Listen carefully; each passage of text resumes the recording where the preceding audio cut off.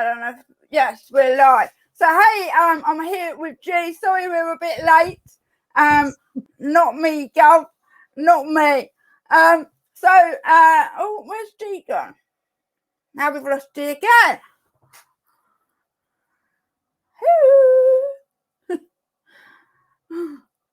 Right, the realms of technology. We're back. Hold on. Stay there. Oh my goodness, it is not my day. It's not your day. If Janine's watching, it's probably a duvet day for you. In Chinese astrology, there are some days where it just really isn't. You should go back to bed. So anyway, we are now here. I can go back to bed quite happily. Yeah, but not yet. So we're here. I'm here with G, and we're going to talk about how you can be more gender inclusive in the way that you niche, in the way that you communicate in your marketing. So before we begin, I've got a list of questions on my screen over there. You've got the same list of questions. And then anyone watching, just ask the questions as you have them. I will go through those at the end. So some people will know who you are, G, and some won't. So just for those that don't, just give us a brief 30-second overview of who you are. Sure. I'm G. Sabini Roberts. Typically, people know me for branding. I've been branding stuff for a very long time, and that's the main body of my business. But in the last couple of years, because I've been very vocal about being queer and non-binary and neurodiverse and all kinds of things, I seem to have grown a bit of an audience about people who want to learn more about this stuff. So I talk a lot about diversity and inclusion and language, all those kinds of things. And I actually now also have a side business, the Queer Box, where we deliver training to business owners on all that kind of stuff. So yeah, I have feet in two camps, branding and diversity, and it's all a big melting pot of stuff and things. And I'm really happy to be here. Yeah, one of the things that we bonded over was our neurodiversity. And so, that we've got that in common as well. And it's interesting how, when we start comparing how our brains work and how similar they are. So we're not here to talk about neurodiversity. We've done a podcast together, and that will be coming out in the future. But so let's start with, first of all, because I'm guessing, I'm 50, and a lot of my community are my age, around my age, and we've been brought up around the fact that there are two genders, and it's all having to unlearn and relearn. So talk to us first about the variety of gender identities that are in use now. What identities are there? Okay. The really comprehensive answer to that is there are probably about as many genders as there are human beings. In terms of what gender is, it's ultimately a construct, and we all inhabit our own genders in the ways that are right to us. Vast majority of people typically identify as a man or a woman, male or female, but then you've got all of those lovely grey areas in the middle in various ways. So firstly, we have people who are trans, and any trans person is somebody who identifies, if we're looking at the actual textbook definition, it's somebody who identifies as a different gender to the sex they were assigned at birth. That's what trans means. If we look at that basic definition-based terminology, so I'm not saying this is how you would personally identify yourself as any person. You all get to do that in your own way, in the ways that feel right to you.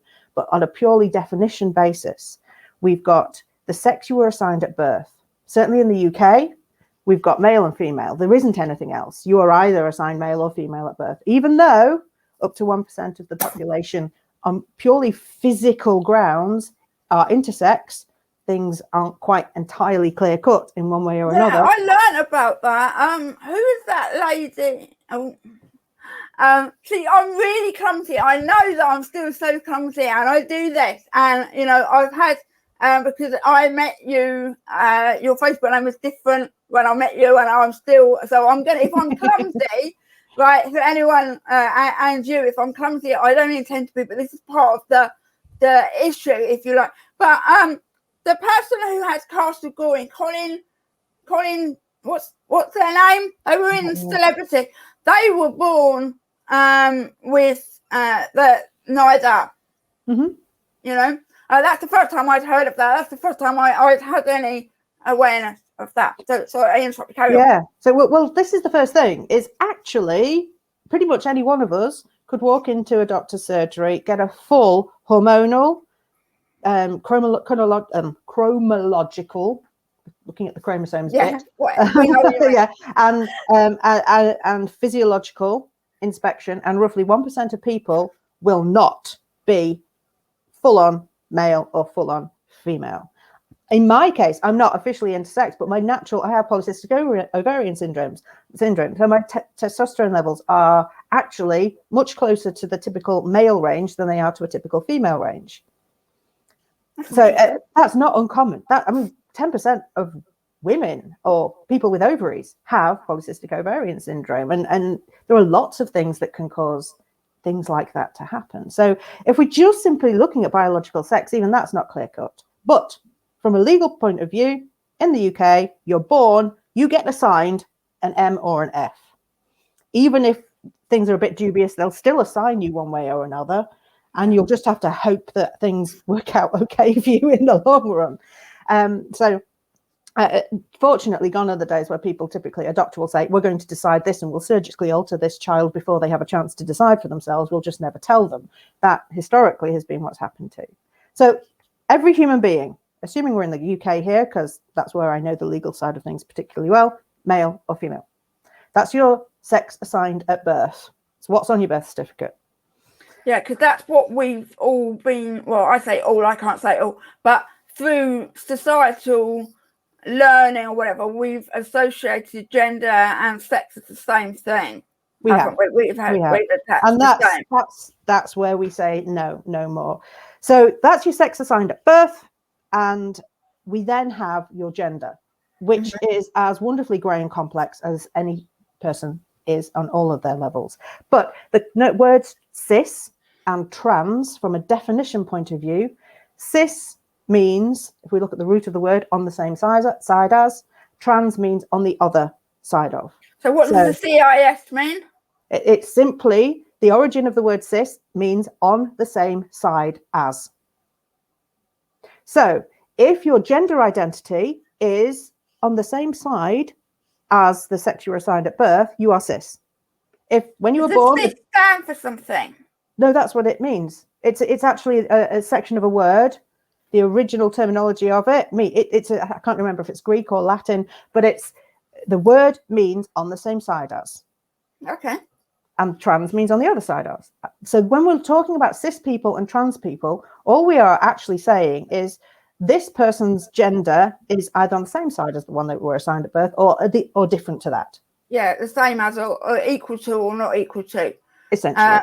Yeah, okay. So when people are then standing up and saying, I don't identify as cis, for example, that's absolutely fine. They can identify however they want. But a textbook definition of them would still say, if you identify as the same sex that you were assigned at birth, then a textbook definition of you is that you are cis.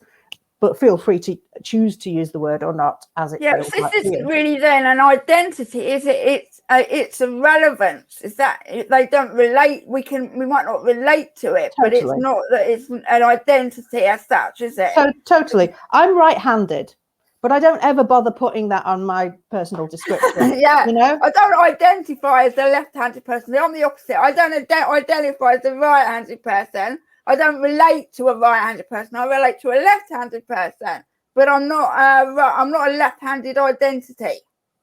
I don't need to say that. Yes, absolutely. It's kind of it's a useful definition, but you get to, I mean, some people would be absolutely, I really strongly identify with the fact that I'm right or left-handed. This is part of who I am and it matters. And other people aren't going to care two hoots. And it's the same for all aspects of our identity. Everyone's going to have some things that matter more than others.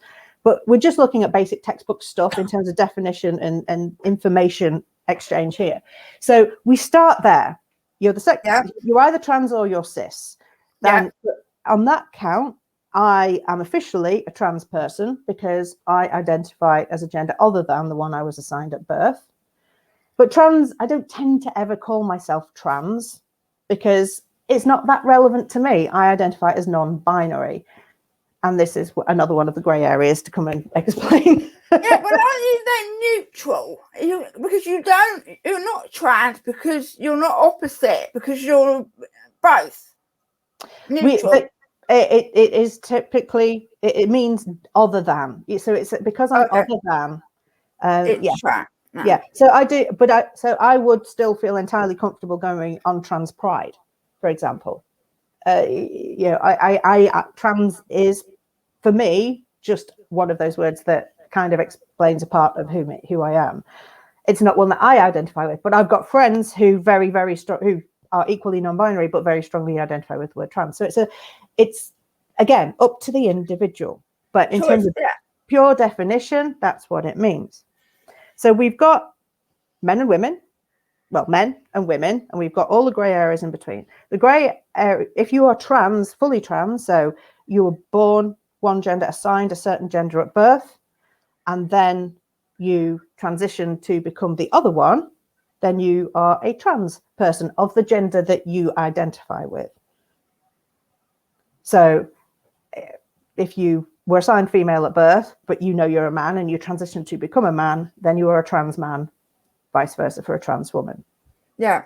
And again, some people who have transitioned fully over to the other gender, to the one they were assigned, they very strongly identify with being a trans person. I am a trans man, or I am a trans woman.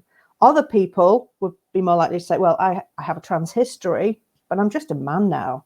I'm just a woman now. Where I am now, that's just who I am. I had a journey to get here that was a trans one. So again, it's down to the individual how they choose to present their gender identity to the world. What they say is what's right. Yeah. So the challenge is there are so many variants of it. I identify as non-binary because personally, I don't feel like a man or a woman. I am other than gender. I do not feel assigned to any gender. For me, that's not where I fit. That's why I say non-binary, because there's this concept, the whole world is built on this gender binary, but it doesn't fit me. So I'm not in there.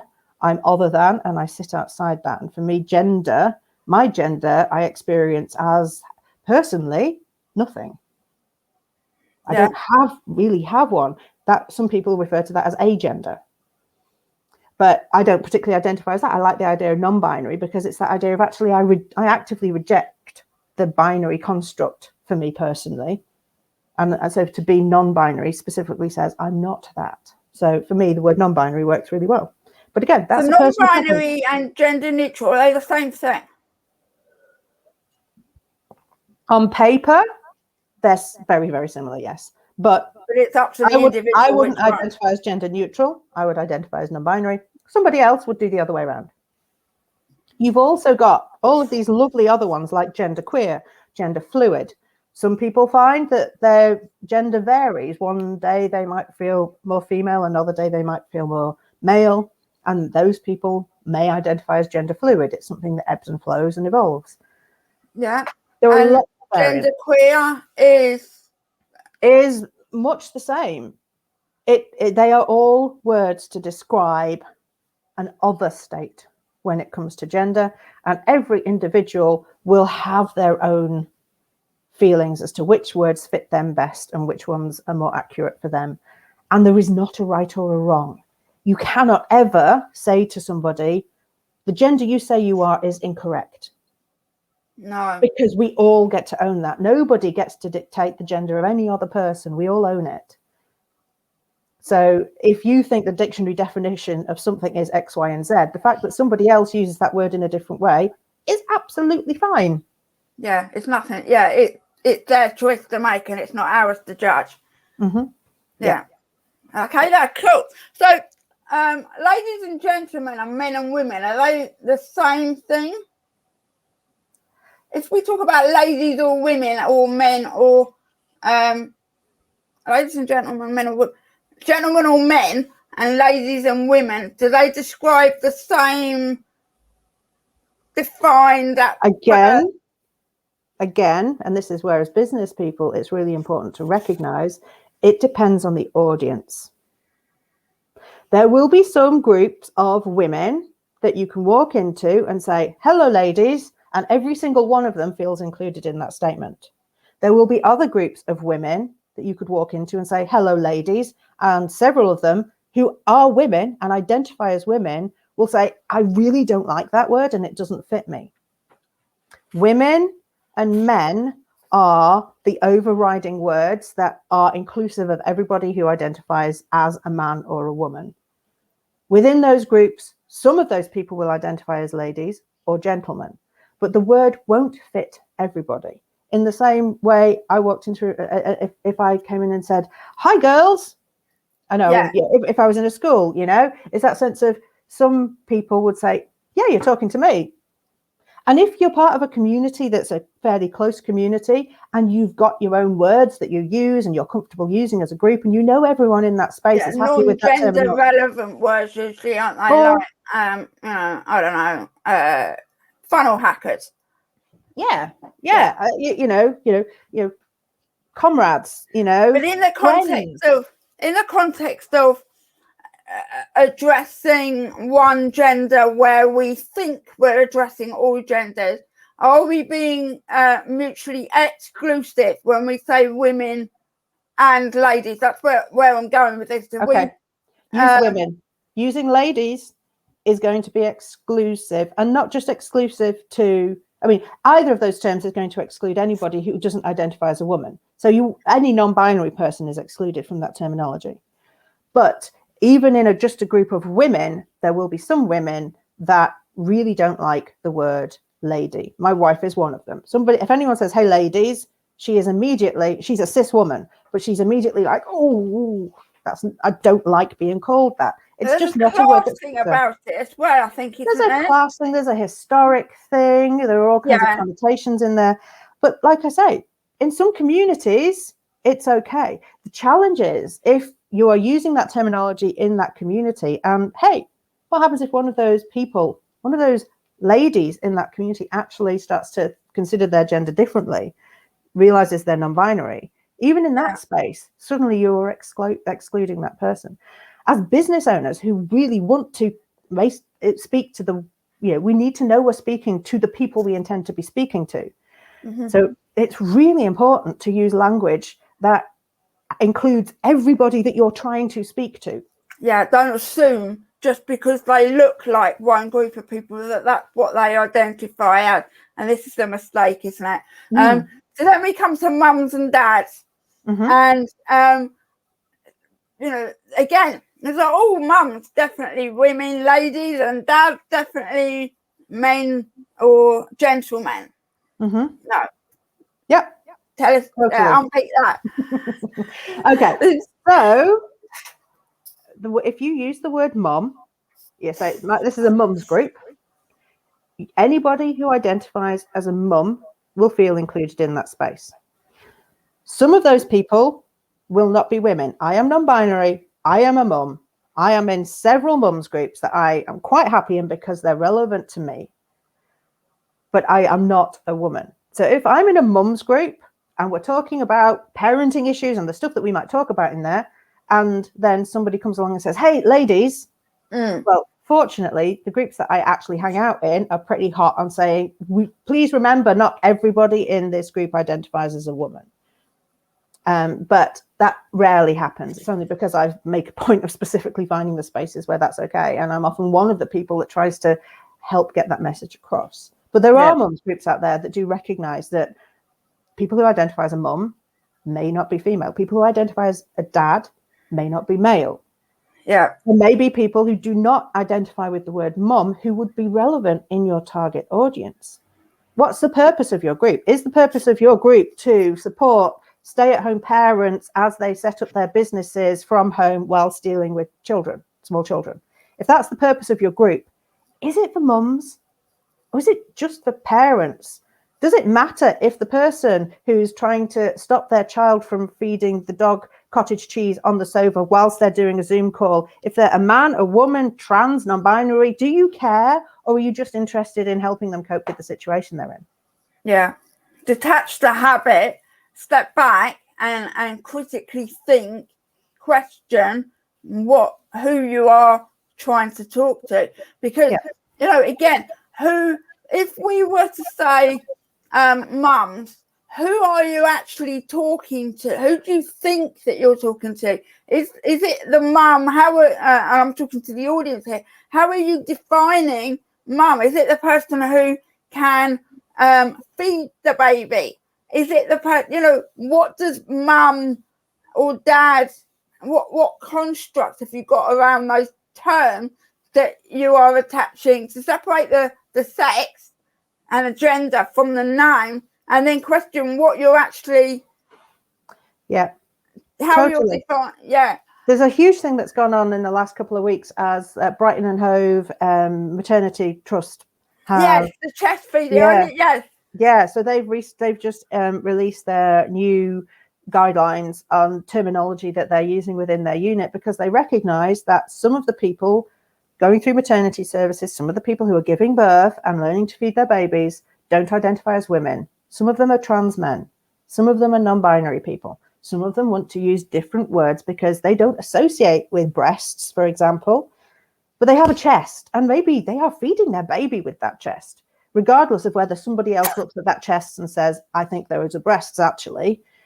That if that's not what the person experiences them as, is it more important that we correct them on their terminology of how they describe their own body, or is it more important that we help them to be able to feed their child? Yeah, because I saw the backlash of that, and people were saying, but they know it, men and women, sex, men and women have breasts. That's just how it is. But is that the official terminology for those words? Because there's no breast. When there's a chest hospital, there's no. That was the backlash. So where do you stand on that? You're saying it's okay. You're okay with chest, or that they've totally. No, totally okay. But I think a lot of the arguments we saw was people saying, it's, you can't take the word breast away from us. It's breastfeeding. There are a lot of people who have put a lot of time and energy into supporting and publicizing breastfeeding and growing the breastfeeding movement over the last decades. So there are people who feel very strongly about the notion of breastfeeding, to be talking about breasts in this capacity. But the thing is, by introducing new terminology, we do not take anything away from that. You can still breastfeed your baby. If you have breasts and you're feeding your baby with them, you are breastfeeding. That's cool. Call it whatever the hell you want. It doesn't matter. What matters is some people will actually not be able to be supported if you immediately hit them with terminology that ultimately, because they're trans, because they've spent the last God knows how many years actually getting to a point where they feel comfortable with themselves, they've agonized, they're at a higher risk of suicide, mental health issues, all of the things that they have been through a lot to get to the point where they identify as trans and are able to stand up and say, this is who I am.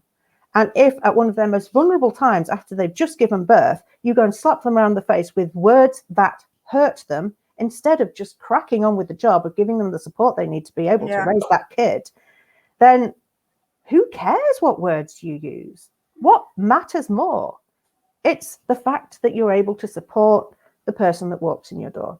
If the person that walked in your door did not speak English, you would find an interpreter. Yeah. If a person couldn't read the book, you would find a Braille version of the book. We are used to adapting the services we offer to people whose needs are different. And that's all this is. It's recognizing that some people need different words. It's no different to any of the other ways that we adapt our services to make them more accessible. So we now move on to the menopause or fertility related or where specific sexual organs are referenced, where we're saying that we work with menopausal women. How would you best talk about that? How can we connect with the people who are experiencing menopause in a way that they feel included? The first question is, who exactly is your audience? Now, I'm saying all of this stuff here, But I do want to make it clear that if your comfort zone is working with women who do use the word ladies and they fit into that kind of category of people, it's okay to carry on using it, as long as you're clear that's the case and you're not actually off-putting people and excluding people who you actually want to include, or you would want to include if you thought about it a bit more. It's absolutely okay to say, this is my audience and it's fairly narrow and I'm just going to tailor to these people. That's okay.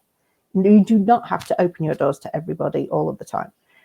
But when it comes to things like, so when it comes to things like somebody who maybe offers support around the menopause, who do you want to serve first? And if you want to serve cis menopausal women, because that is your comfort zone, then that's okay. So don't stress out that you're not catering to everybody if it makes you really uncomfortable to try to do so. However, recognize that physical anatomy, physiology that may be linked to a certain biological sex is in no way related anymore to the gender of the person who is going through those experiences. I have got several male friends who have been pregnant and given birth. They are trans men and they've had babies. They're my mates. You know, I know so many non-binary people who have a uterus, who bleed every month. They're not women, but they still need to access menstrual products. But if they're consistently targeted at women, then that, again, it's very uncomfortable for them. People go through the menopause. Anybody who has a physiological female body and is either of a certain age or has reached a certain point in any medical situation that has triggered it will experience their version of menopausal symptoms. And if the service that you offer can support those people, then talk about the experience of it. The marketing that we have been taught to put in place for so long has been about niching based on the identity of the person. Who do you serve? Well, I serve women who are in their 40s and they've got a cat and they have 2 children and they live in Bedford. Right, I've got my identity. This is great. I'm going to talk to that person. Right? Let's stop doing that. Actually, you offer a service for people who are experiencing menopausal symptoms, who are finding it's having an impact on the rest of their day-to-day life, their sleep, their comfort levels, their ability to focus. They are feeling overwhelmed, and you have things that you can offer that are going to help make that better. Yeah. It doesn't matter how that person identifies. If you can offer the service to that person, then talk about the service, talk about the experience they are having and the experience they would have working with you. Talk to them in the first person. It means you never have to worry about accidentally getting a gender wrong. That's awesome. That's like the gold dust here, I think. So I just want to pick up on, you said it's okay for us to just carry on as long as we're aware of who we're excluding.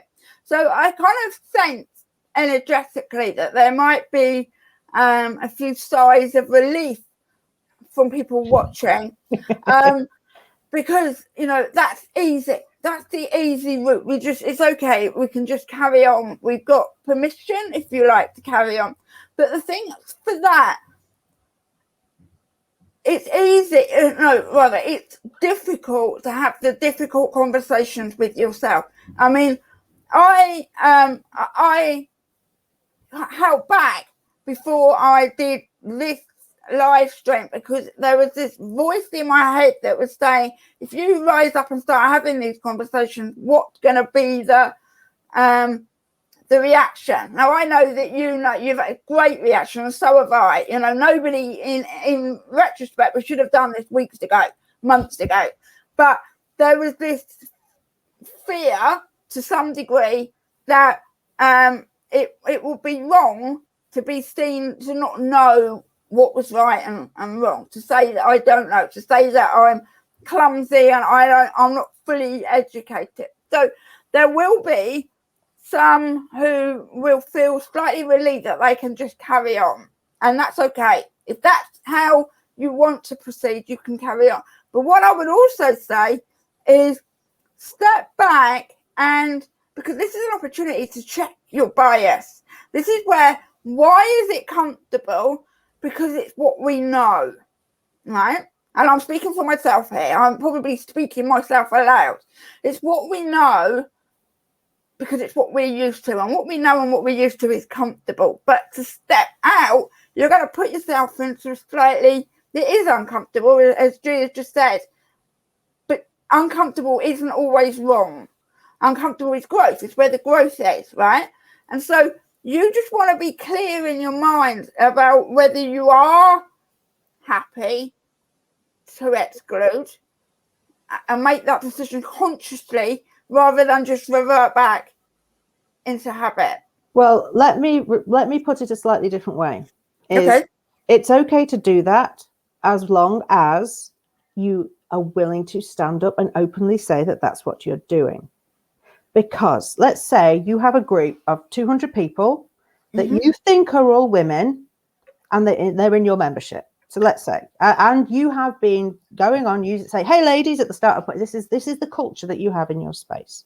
Have you actually polled that space to see if all those people like X, Y, and Z terminology? Have you polled that space to actually say, how do you identify?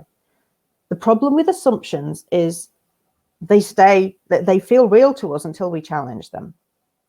So if you want to say, I'm only comfortable working with cis women who are going through the menopause, then I say you need to say that. You need to step up and say it. And at some point, somebody might challenge you and say, but hang on, I'm a trans man and I'm going through the menopause. Is there a reason why you're excluding me from what you offer? Because it sounds like it might be useful. If that were to happen, how would you react? One of the questions I often ask people is, would I be welcome in your space? And the only one space that somebody has ever said no to was a man-to-man coaching space, which is fair enough. I'm not a man. But I always ask that, would I be welcome in your space? And I have had a yes from every single person I have. Yeah, I've seen you ask. And then, and people are, and people are like, of course you'd be welcome. Yeah, but it's like, whoa, why would you say? And then this kind of, all the onion layers start to peel off, don't they? And we're, I've watched the questions and I've thought, of course, now you're explaining it, and it's all just deep embedded thinking. And so it's asking the question. Ask yourself, ask your audience a difficult question, and make a conscious decision and own it. Yeah, and you've got to be able to own whatever it is you stand up for, and if you're willing to do that, then rock on. We all have freedom of speech. But do think about it from my perspective and the perspective of people like me, because I'm excluded everywhere, absolutely everywhere, by people who 99% of the time would say, oh, no, I welcome you. But they don't. And they don't because they use words that exclude me. They make assumptions about how I feel about my body.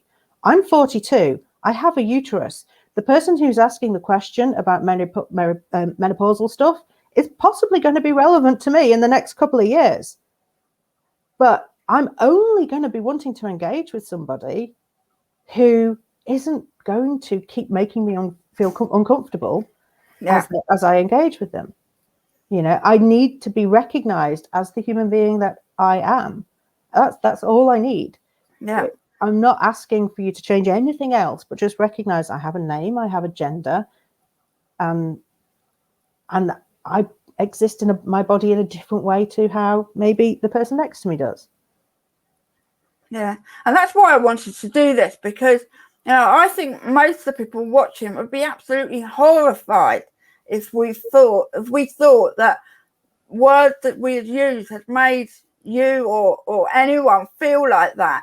And yet, it's because we don't know what we don't know. And so that's where I wanted for you to come and help us to see through that. What other questions have we got? Let me get from my... There's a post I made this week, and I'd urge people to go and have a look at it because the responses of it were quite interesting. When people first approach me, typically women, they've got women's groups and they want to open up their women's group and make them a bit more inclusive. And it seems to be that the people who want to do that actually want to welcome in trans certainly trans women and non-binary people. But there's something that they want to preserve about the vibe of that women's space. And the term they tend to use is something along the lines of, this group is open to women, including trans women and non-binary people who are comfortable being in a space that focuses on the experiences of women. And so to actively stay including. Well, this is the thing, is that definition is one that I've suggested to people, and often they go, yes, that's the thing. We're welcoming non-binary people, we're welcoming diverse genders, but we've still got the focus on the women's experience. And the post I made this week was, I'm not included in that. What you're saying to me is, here, come and join our space where you're absolutely welcome, as long as you're willing to focus on the experiences of people who are not you. Yeah, I was going to say, the calling out of the inclusion kind of feels like, and you. But it's not even and you. They're saying, come into this space that has a women's space energy. Now, there are plenty of non-binary people who would want that. I'm only speaking for myself here. But for me, just to basically have someone say, come and join our group, you'd be really welcome. But when you're in our space, would you mind putting on that women's outfit that you've already taken off? Just put it back on to be in this space, because this is a women-centered space. But you're still very welcome, as long as you turn up like us rather than like you. And I don't think people get that that's actually how it feels when they do that. I am not included in that. If you have a space that, again, I'm talking about women here because this is where it happens to me most. If you have a women's space and you want to open it up to non-binary people, the second you do that, it's no longer a women's space. That's the bottom line. If you have a non-binary person in that space, it is not a women's space. It is a mixed gender space. You define that however you need to, but you have to recognize that as soon as a non-binary person walks through your door, that space is not exclusively women anymore. And if you continue behaving in a way that behaves as though it is an exclusively female space, you are actively excluding the person who just trusted you to have their back. Yeah. And the chances are, if you do have a group that you think is a woman's group, it already is mixed gender. You just haven't polled them. You just don't know. You haven't woken up to that yet. And it might be, would you recommend polling? Well, it depends how you do it, because it takes a lot of courage to stick your head up above a parapet. It took me 7 years, well, 6 years. It was 7 years 7 years ago, I first started questioning my gender. I only actually changed my formal title and name last year. It took me 6 years to gain the strength and confidence and sense of myself enough to be able to stand up every day and put myself at risk by telling the world who I am. And I am at risk. I do get flack and I do get abuse, and I get it far more than you'd probably like to think I do. But it's what I choose to do because this work is important, and I'm blessed to have lots of people around me who love me and support me. So I do have a very strong community that back me up as well. But I'm lucky. A lot of people don't have that. A lot of people don't care. They'd rather just keep their head down and get on with their lives. Thank you very much. Yeah, it's not the fight that they're picking their battles. It's a bit like me with the disability voice. There are sometimes I will just let it go because it's not. But so if you were going to poll, would you recommend doing it as like an anonymous survey so that somebody could share without having to do it publicly? I would do it in whatever way felt right for your group, and gave people who didn't want to out themselves an opportunity to give you information either anonymously or privately. Just allow people to share with you in whatever way they see fit. But recognize that that's, again, assuming you're a person with some kind of membership here, we're talking about a group situation, then every time a new member walks through your door, are you going to ask them? Are you going to ask their gender when they walk in? Is that relevant? Do you need to know? Is your special skill actually helping them get the Sharpie stains off their sofa that their 2-year-old did while they were trying to juggle that Zoom call? Yeah. What does it matter?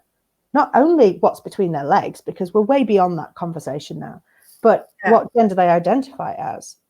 Doesn't it really matter that as a human being, they just have a kind of experience that is in common with the other people in the space, and you can all crack on and support each other with it? Yeah. So when it's a mixed gender community, your recommendation is that we don't use any gender specific greeting to be able to choose a name, or we just don't say hey. Totally. Ladies and gentlemen excludes anybody who doesn't identify as a lady or a gentleman, regardless of gender. Yeah. You know, ladies and gentlemen and pronouns of choice. Well, my pronouns aren't my pronouns of choice. They're just my pronouns.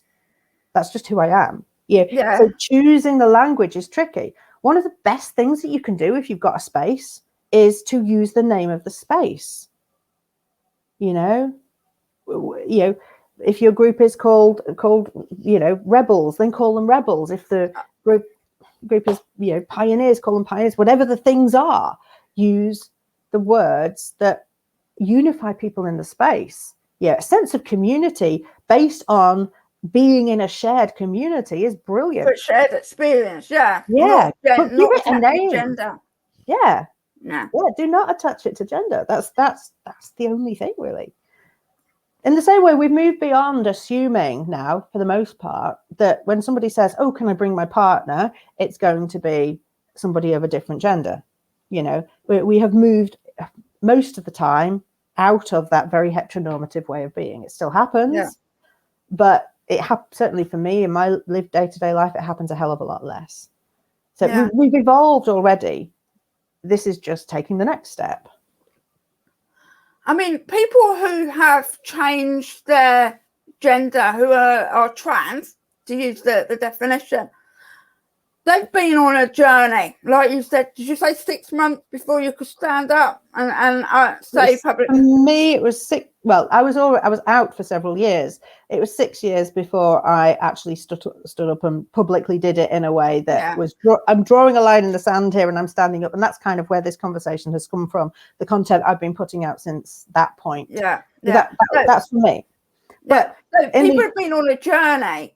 I can have a good guess as to what that journey has been like, and I can empathize with it, but it's not my experience. So could you just give us a bit of background about what could, so that when we have a better understanding, because I think we don't appreciate, like e.g., it's not related, but online, when we see people writing and their English isn't great, we don't appreciate that English isn't even in their first language.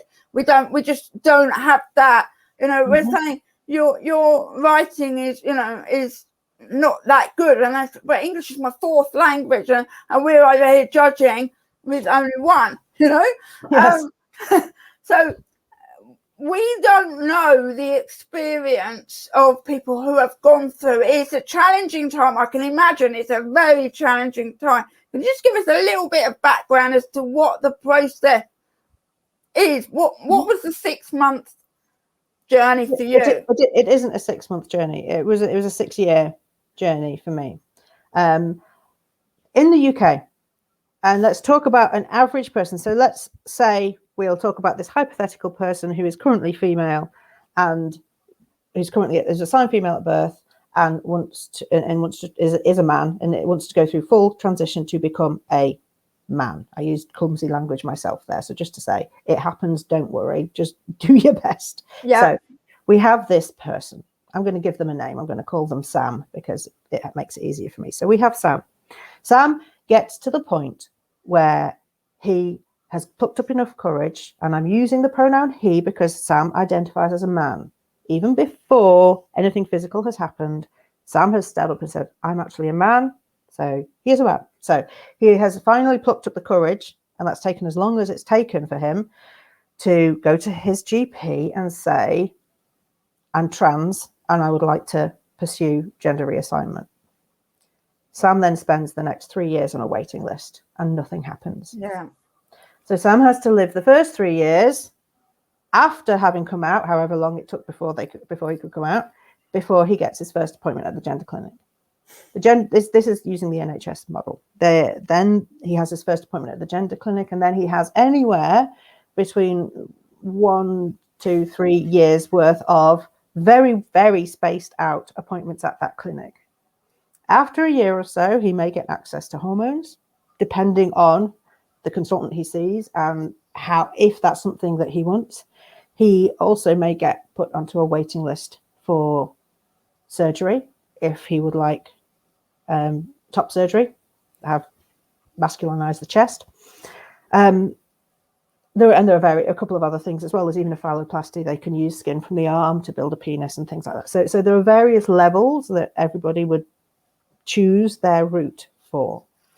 We are typically looking at 7 years from going to the GP to finally having had surgery and being fully transitioned physically. That's average. Now, there's a little thing called a GRC, a gender recognition certificate. And if Sam wants to, after his consultant at the clinic has recognized he has been living as a man for 2 years, then he can authorize and get a gender recognition certificate. And with that certificate, Sam can change his passport, his driver's license and things like that, change his gender marker. However, it's not essential. It's still possible to make a lot of those changes without that. Not birth certificate, but for example, I'm not changing my birth certificate, but I can still change my title. And well, my legal title is now Merx at the minute. So there's a lot of things that you can do that don't require the gender recognition certificate, but that alone requires you to have lived for 2 years in as the gender that you believe yourself to be. So that and I mean, that's the language they use, believe yourself to be. I mean, I believe something different. I'll believe something different tomorrow. The language is archaic. It really is horrific. But 7 years is typical. And I think it's difficult for us. It's going to be difficult to re-imprint your brain on all the things that you thought were true.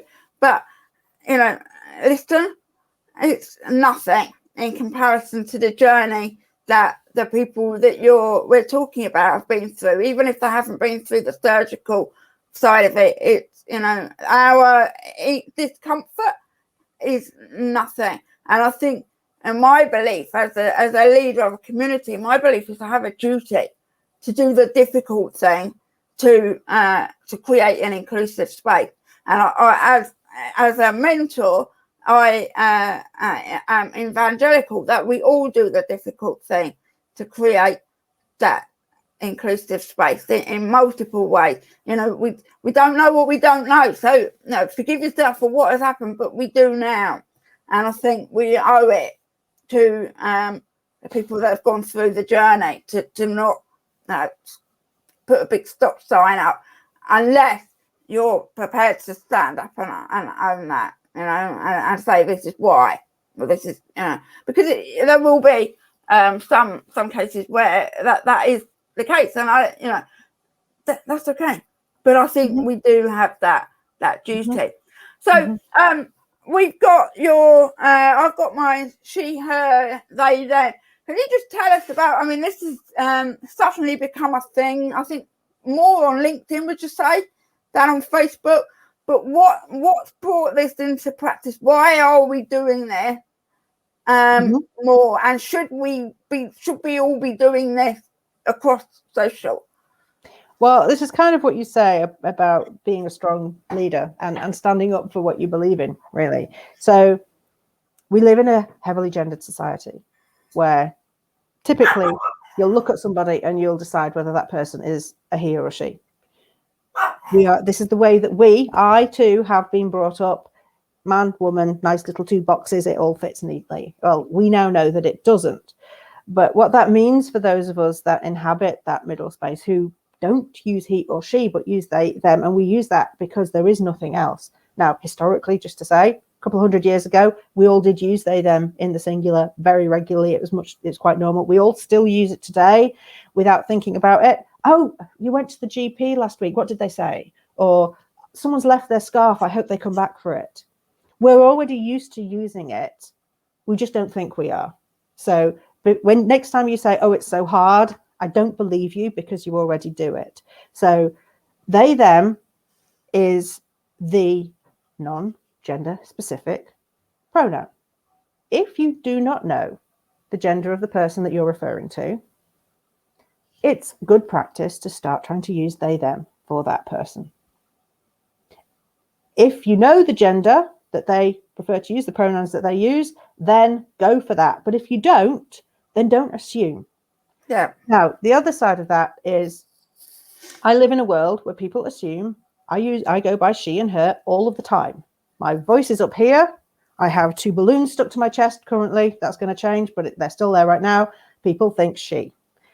So I love it when people like yourself who use she, her, or he, him, use their pronouns and actually promote these are my pronouns, because it normalizes the fact that I have to put my pronouns there so people use the right ones. Yeah. You have gender privilege in that regard, because people assume you to be the gender that you are. Yeah. And you can use that privilege in a positive way by standing up and saying, yeah, these are my pronouns. I'm normalizing the process of letting you know what my pronouns are, so that we all get round to the idea that actually asking what someone's pronouns are is best practice. So that's why people are doing it. If you see somebody who has put their pronouns in their identity, bio, whatever, A, you now know how to refer to them, which is great. You're not going to mess that up accidentally. And B, they are demonstrating that they understand and they are being an utterly brilliant ally. If I see somebody saying my pronouns are she, her, or he, him, I instantly feel safe with that person because I know they've thought about this stuff. Yeah, it's a flag, if you like. We put our light on to say we get it. Mm-hmm. Yeah. In the same way that people will now put Black Lives Matter in their bio to demonstrate their position on race. Yeah, it's another way. It's another way of saying I stand for recognizing that there are other genders in the world. I stand for being anti-racist. I stand for whatever the things are that you stand for. Sometimes people say other stuff. Yeah. If you choose to put it out there, then you're making a statement about where your boundaries are and what you are willing to stand for in terms of what you see as right and wrong in the world, and you'll stand up for that. Yeah, I think we're basically saying we've confronted our bias. Mm-hmm. We're conscious. It's now conscious, you know. So now I'm thinking, where in Facebook are we going to do this? So I'm going to, because we've got the 101 character intro that we're all using very powerfully. Probably that is going to be the best place for it. It's right top of your profile, right there. That would be amazing. Yeah, it is frustrating. And whether you consider yourself to have the space or not, I guess, tells us a little bit something about where you put your priorities. And like I say, that's okay. There isn't a right or wrong. Is it okay to say brackets she, brackets he? Does it need to be emphatic that it's she stroke her? Sorry, I'll just turn this beast off. No, whatever works for you. There isn't a right or a wrong. Simply by indicating it in any way is better than not. If you've only got 5 characters, bracket as she, it'll be great. It still indicates. It's an indicator. It's like saying, you know, I could say I'm non-binary or genderqueer or gender fluid. You know, I could be any of those things. I choose the one that feels right for me. If you choose that one, that's fine. Simply standing up and saying it is really helpful. It would be good when Facebook adds another field for us to show it. And so, like, we've got the nickname space. It would be good when they add another field that enables us to actually I think they will eventually. Yeah, I think they will. I don't think it's going to be that far down the line either. Yeah. We've started the process today. We know Mark's going to be watching there. So he will be, they will be, there you go. We're going to retrain it. You know, made assumption there. Auntie, uncle, brother, sister, are these just social constructed titles? Are they gender related? What if somebody is born as a woman and becomes a man? Does that make them an auntie? Are they still an auntie? How do we navigate that? You ask them. Ask them. My nieces and nephews, we invented our own word, kind of. I know others use it, but I am their ankle, and I love that. I am their weird ankle. I'm the dodgy ankle. That's how I'm called, and I love it. I have a non-binary niece, nephew. There is a term that is used for it that I don't like, but I just call them my Muppet. You're just a Muppet. And that works for us. Yeah, it's just a familial term, like the community totally. term. So ask them. You know, my wife's parents, my parents-in-law actually asked me the other day, what am I? Am I still their daughter-in-law? Am I their son-in-law? Am I a person-in-law? What's the terminology? And we had a lovely chat about it. And in the end, I decided that actually, for the sake of that conversation and for the people they're going to have that conversation with, where they need to identify me, I was happy to roll with daughter-in-law. But my parents, probably, they would call me their kid. That works as well, doesn't it? Yeah. I have a non-binary child too. They're my child. They're my kid. Yeah. They're the one that never stops climbing the banisters. It's like... There's just, basically the key underlining message is stop assuming and ask or show. So, what would you recommend are the first 3 things that we should do after watching this? What can we do? Three actions that we could take today, soon, to become more inclusive, to show that we are inclusive, to be more inclusive. First off, check your pronouns. Promote your pronouns. Say what your pronouns are. That would be brilliant. The more we can do that would be amazing.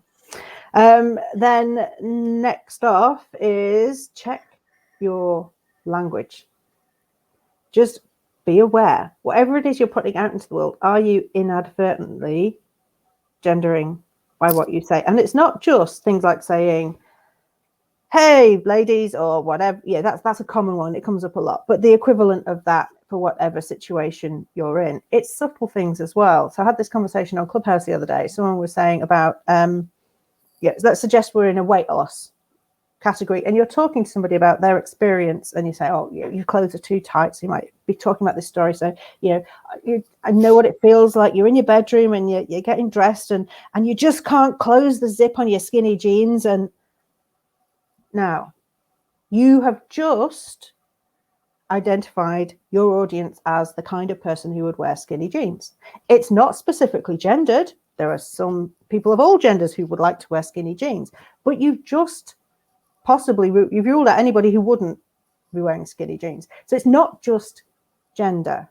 Yeah, it's all the other terminology that we slip in around it, that even if it doesn't gender something, it inadvertently excludes. One of the ways that I suggest people do this is if you are somebody who actually really benefits from the idea of having that ideal client avatar, that hypothetical person that you're selling to, is just upgrade your model and get 3 or 4 of them of different genders, different ages, make them different people, and then run your copy past all of those people. Is hypothetical Bob, Jenny, Carlos, and Alex included in the way I say this? Perfect. So show your pronouns, detach gender, and review, detach gender from naming, labeling, and review what you, the words and the language. Make sure you're talking about the experience and not attaching the experience to the gender. Yeah, totally. Yeah. Right, so let me just go through the questions. Find my cursor. Lots of people with names here who have given StreamYard their permission. I love that. Do you know on StreamYard when you get Facebook user and you're trying to get a clue as to who they are? Right. So I'm going to show this one. You can read that. It's a very interesting question. I would argue that our society is increasingly open and secular at this point. My lived experience challenges that on a very regular basis. I can't say. I wouldn't want to predict. I know that there are more and more people coming out as trans and non-binary every single day. The strain on the gender identity clinics is doubling over and over again.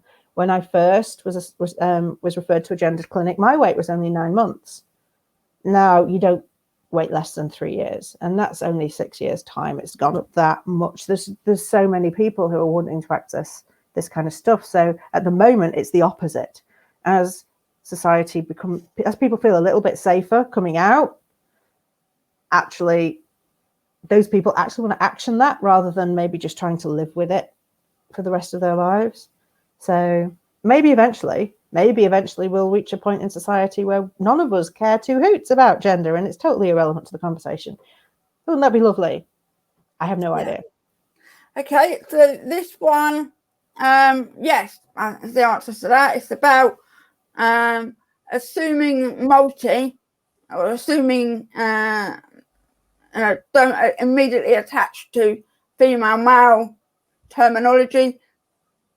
And spot on, Laura. Yeah. This one's interesting. Aggressive men reacting aggressively to being asked. That's just their crap, isn't it? It is. Yeah. You should see some of the aggression I get sometimes by people perceiving me to have walked into the wrong toilet. Yeah, aggression happens. People have sensitive spots, and I'm sorry you've dealt with that until the world catches up. That's the thing. Yeah.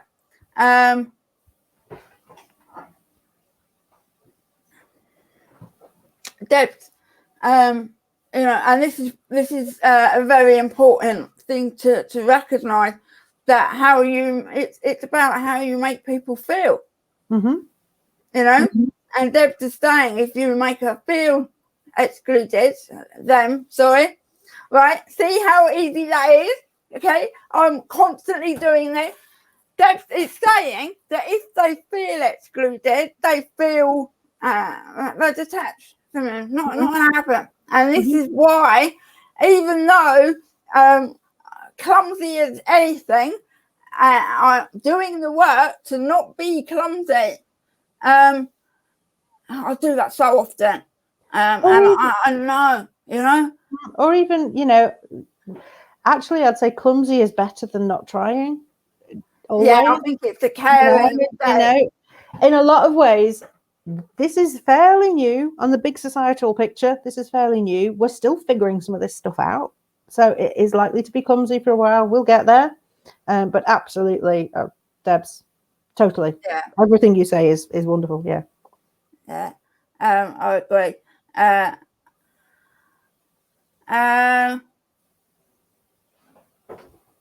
Mary, someone working HR is getting so much more from this conversation. Then yeah, and thank you for being open to Karen. Yeah, you don't. I don't believe you need to be. I understand why you are. I mean, like I said, I was nervous about standing up and doing this and saying, "Hey, I don't know." Hey, I'm getting it wrong. I've got it wrong 2 or 3 times in this live stream. But it's so. But I think ultimately, as G has just said, getting it wrong and caring is way better than choosing to ignore it and doing nothing.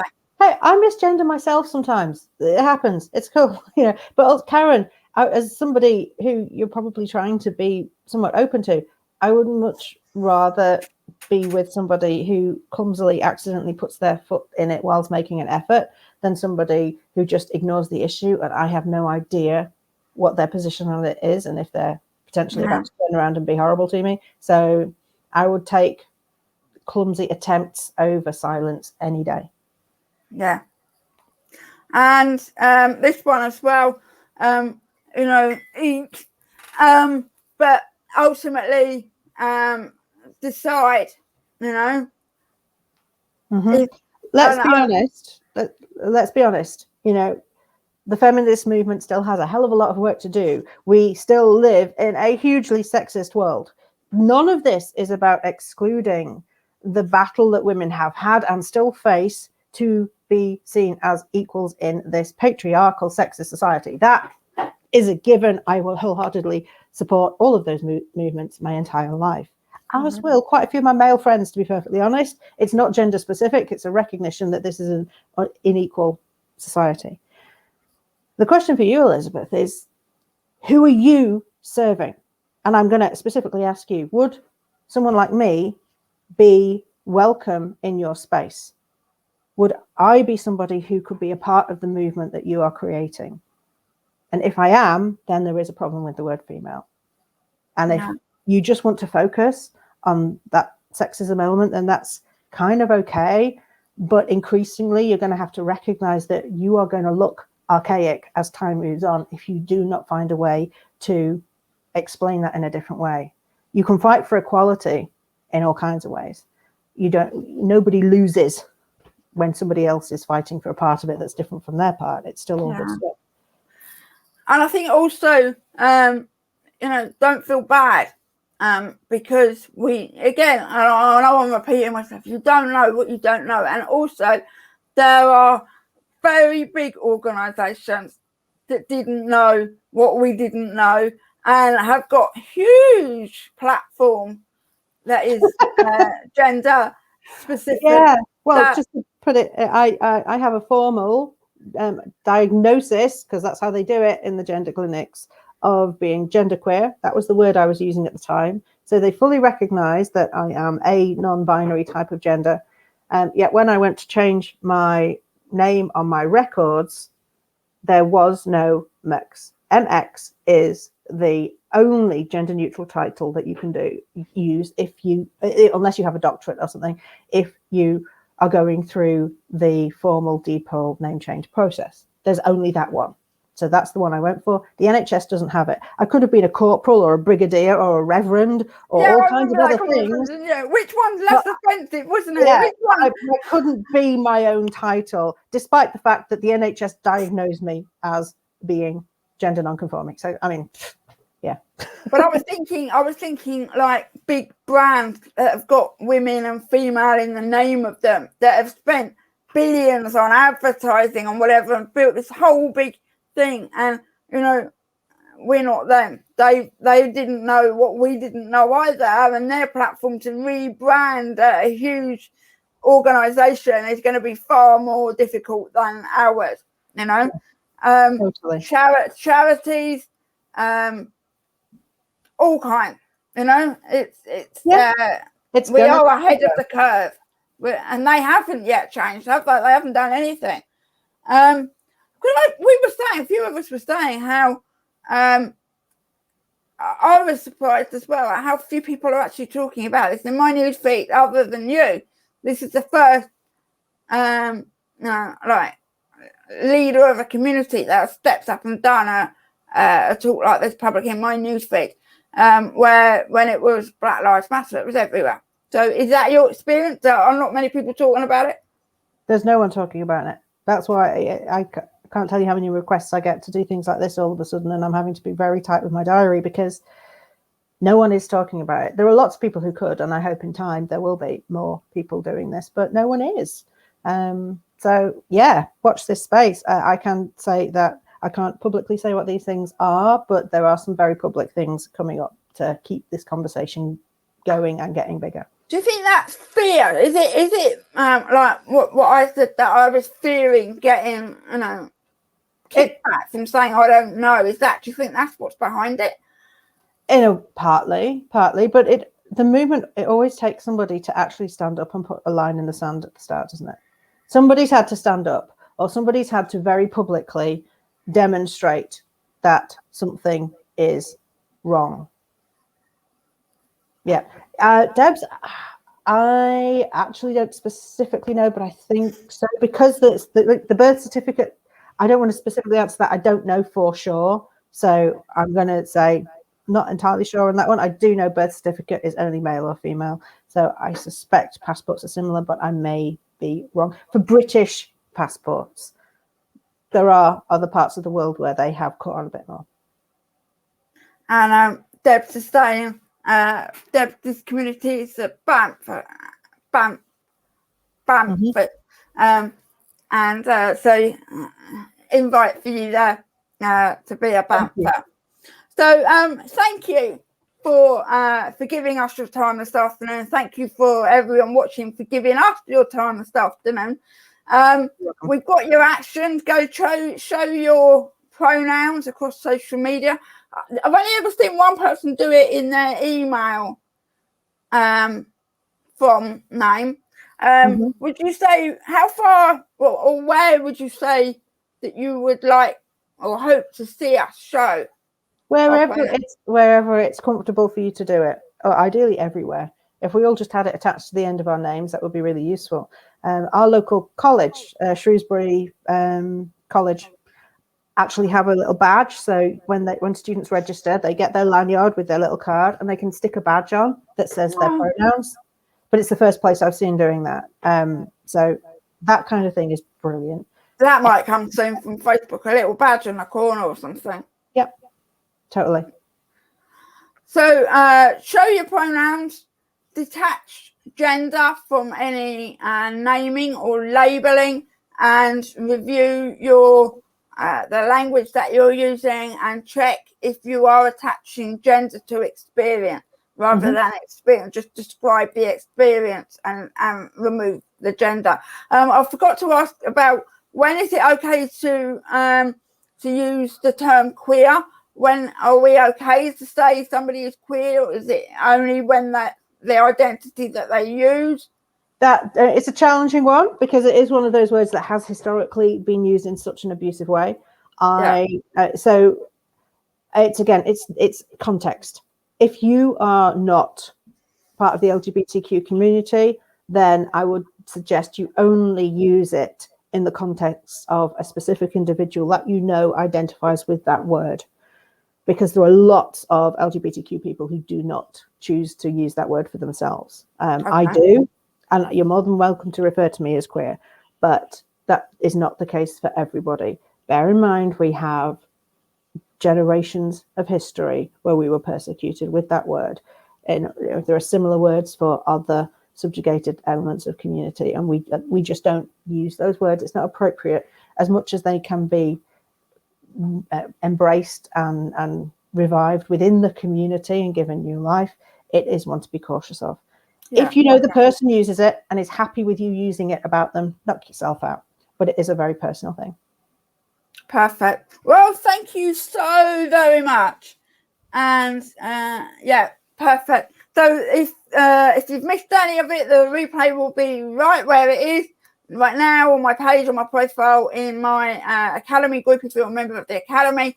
And thank you for joining us. And hopefully now, as a result of this, you'll be able to go away with a better understanding and be able to start asking yourself the question and take a more overall look at what you believe to be true, and changing and questioning why that is actually the truth. Thank you for having me. I really appreciate it. It's been an amazing hour and 20 minutes. That went quick, didn't it? So thanks to everybody. I will email the replay out as well. And if you've got any other questions, just drop them underneath, and G or I will pick them up in due course. Equally, feel free to come and find me. Come and friend request me. I'm constantly yappering on about this stuff. So feel free to come and follow, and I'll randomly throw more stuff at you as and when it spills out my brain. Thank you so very much. And I will see you all again very soon. Thank you.